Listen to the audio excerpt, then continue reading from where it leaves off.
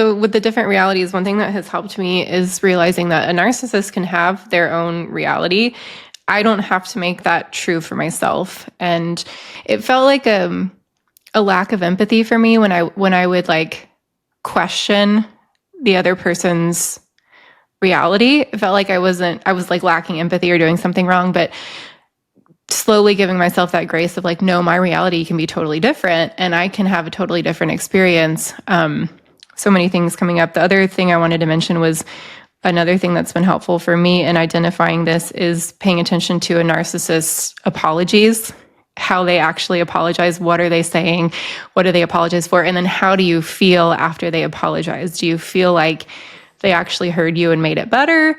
Or do you feel more frustrated and like silenced after that as well? As you're talking though, I'm thinking, when you find yourself, I know that we can't escape all the narcissists in our life. This is the problem. Right.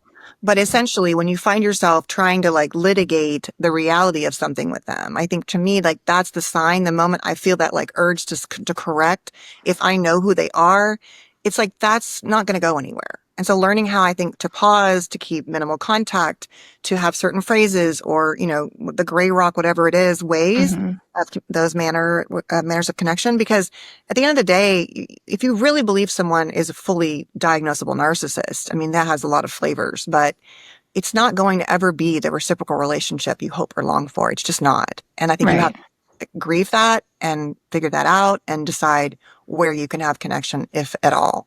So you said, grieve the relationship. What connection can you actually have?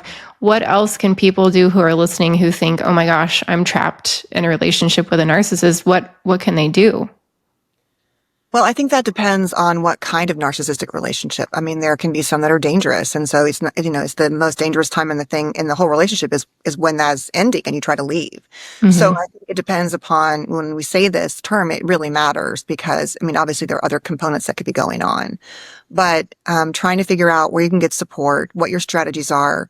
A lot of people are trapped in those marriages, for example, financially. They don't have an out, right? They've been a stay-at-home parent or their job didn't whatever it is. And so, it's about digging your way out where you can. I certainly think a good therapist can be helpful, but, it is about survival. And once people realize that, it's just a matter of deciding how long can I stay before I'm like literally either at risk or just I'm going to lose myself completely. So it's not like I don't say you can just have a good relationship with a narcissist. Like you can't.